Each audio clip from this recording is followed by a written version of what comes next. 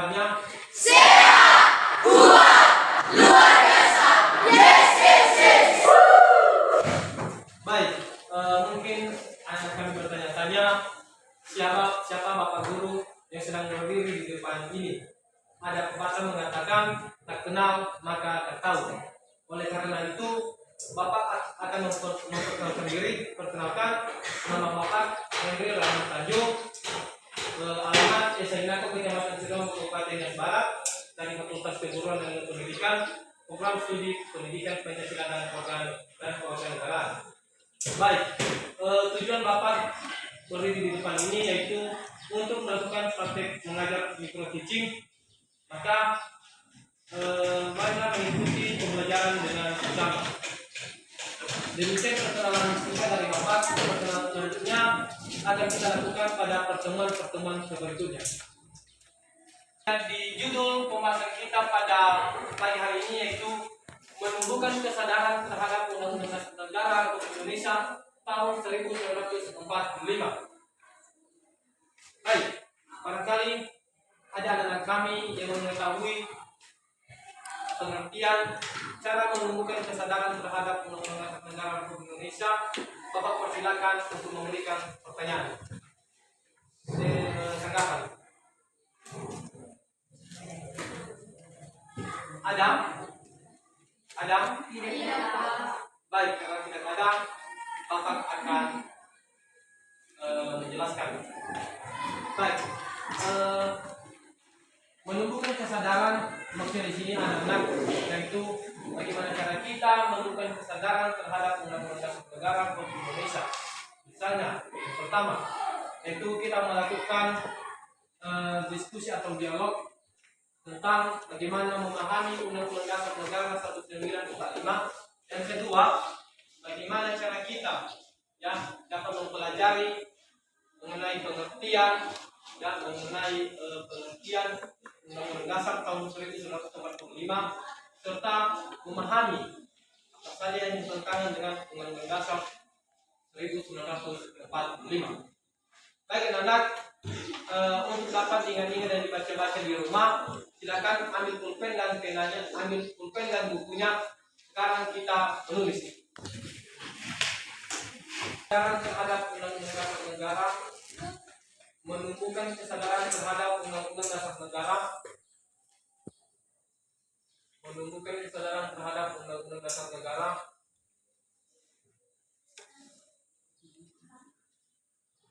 tahun 1945, tahun 1945,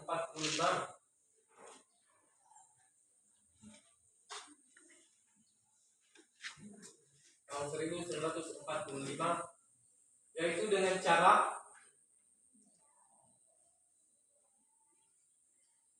cara melakukan diskusi atau dialog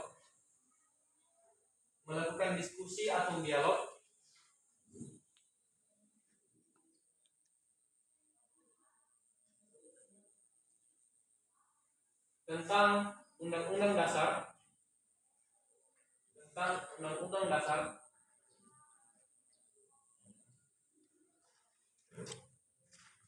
Negara Republik Indonesia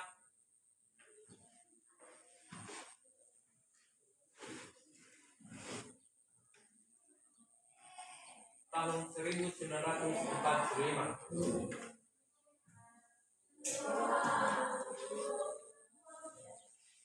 Baik, demikian catatan yang Bapak berikan. Silakan buku dan penanya ditutup sebentar.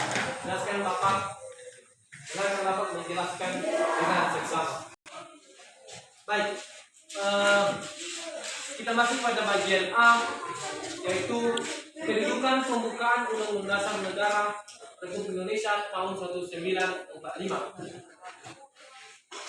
Nah, kedudukan Undang-Undang Dasar Negara Republik Indonesia tahun 1945 yaitu yang pertama, kedudukannya yaitu melindungi hak warga negara.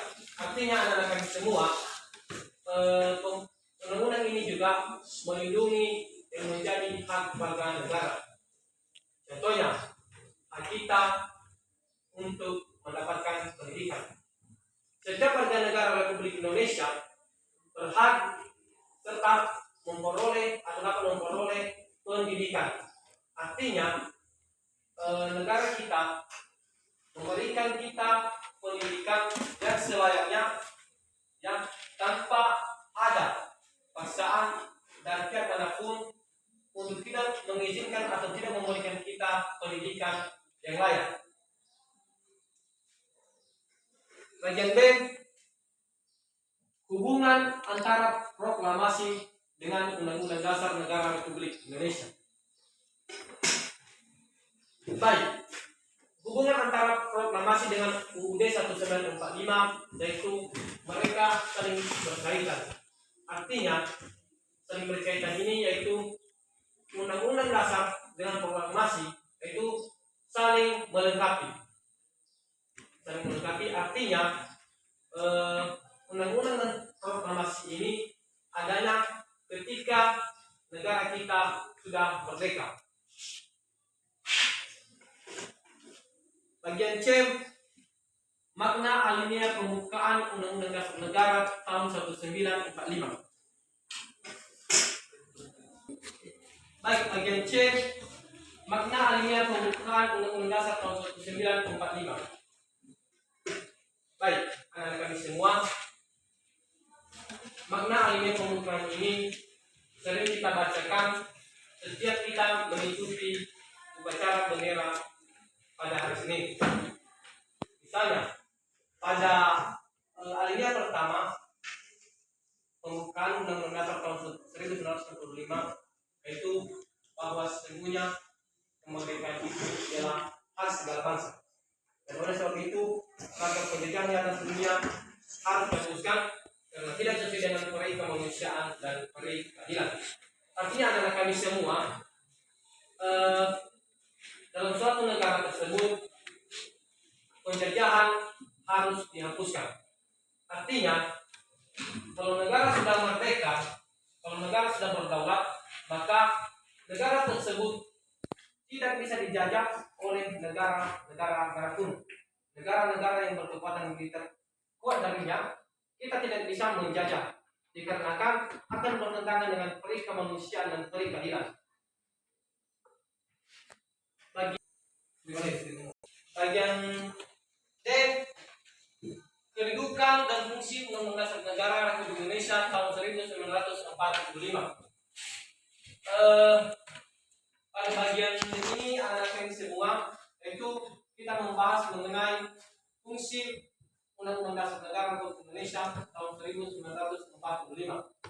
Nah, yang dimaksud dengan fungsi Undang-Undang Dasar Negara Republik Indonesia 1945 yaitu yang pertama, mengendalikan kepatuhan hukum. Seterusnya yaitu melindungi hak dan kebebasan individu. Artinya melindungi hak dan kebebasan individu yaitu kita sebagai warga negara yang berhak menyampaikan aspirasi, berhak menyampaikan pendapat di muka umum ketika adanya aparat negara, adanya hukum yang tidak sesuai atau bertentangan dengan masyarakat. Artinya di situ negara memberikan hak kepada kita, ya, negara melindungi kita ketika kita menyampaikan apa saja aspirasi kita yang bertentangan dengan hukum yang diberikan. Misalnya adanya hukum yaitu kalau kita membunuh seseorang maka kita tidak diadili. Artinya anak-anak kami semua di sini berhak menyampaikan pendapat. Ya, kalau Anda merasa hukum tersebut tidak sesuai, maka anak-anak kami semua berhak menyampaikan aspirasinya. Kalian mengatakan bahwasanya hukum yang diberikan oleh yang berwenang tidak sesuai dengan tupoksinya atau tidak sesuai dengan yang sebenarnya. Baik, bagian E yaitu peraturan perundang-undangan dan sistem hukum nasional. Nah, peraturan perundang-undangan dan sistem hukum nasional ini yaitu salah satu peraturan yang ada di Indonesia. Nah, peraturan perundang-undangan ini juga sudah kita melakukan di Indonesia sejak kita merdeka. Nah, artinya di dalam sebuah negara, ya, mestinya kita di situ tidak sewenang-wenang melakukan tindakan-tindakan yang merugikan masyarakat yang lain. Misalnya, kita di dalam ini itu pasti sudah diberikan mandat adanya ketua kelas, adanya wakil ketua. Artinya mereka bertugas, ya, mereka bertugas memberikan pengamanan kepada anggota-anggotanya. Artinya mengontrol anggota-anggotanya supaya tidak melakukan kekeliruan di dalam kelas. Di dalam poin tersebut yang sudah dicantumkan adanya mandat yang diberikan oleh seorang wali kelas kepada anak didik untuk menjadi ketua kelas.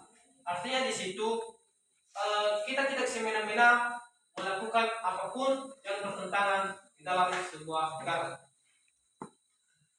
Demikian pembelajaran yang Bapak sampaikan. Barangkali ada pertanyaan, Bapak persilakan sebanyak 3 orang dengan tidak lupa menyebut namanya dan kelasnya. Pak. Oke. Sebutkan nama dan kelas. Oke, bagaimana hubungan antara proklamasi dengan Undang-Undang Dasar 1945? Saya Pak. Silakan. Nama saya Nofus Malawak, kelas 8B. Saya ingin bertanya itu bagaimana hubungan antara proklamasi dengan Undang-Undang 1945?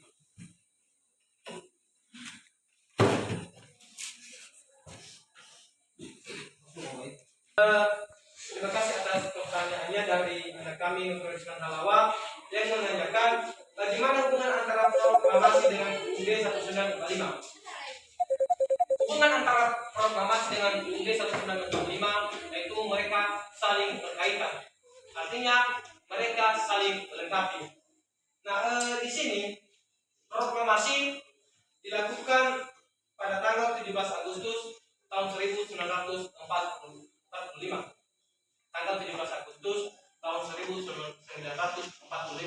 Sedangkan Undang-Undang Dasar Negara ya, dilakukan pada tanggal 18 Agustus tahun 1945, sehari setelah proklamasi dilakukan. Demikian yang bisa Bapak jawab kepada anak kami kembalikan.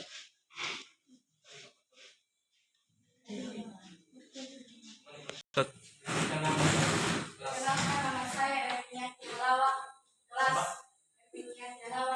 8B.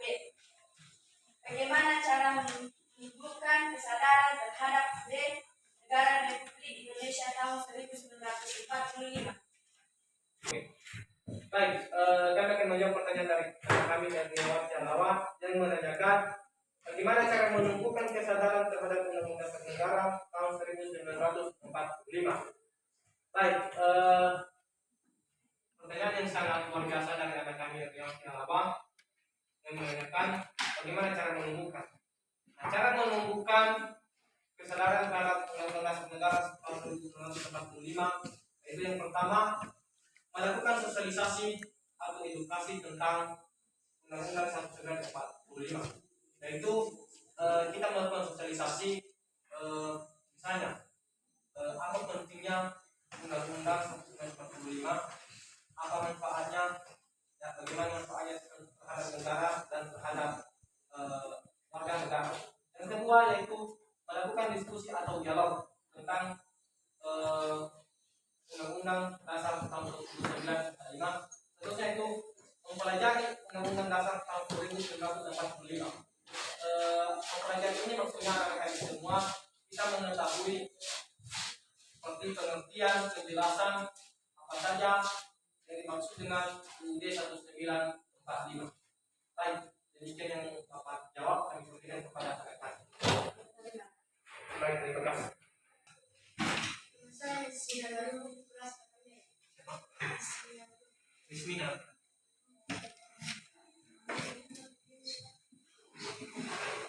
Definisi UUD Negara Republik Indonesia tahun 1945. Definisi UUD Negara Republik Indonesia tahun 1945. Anak kami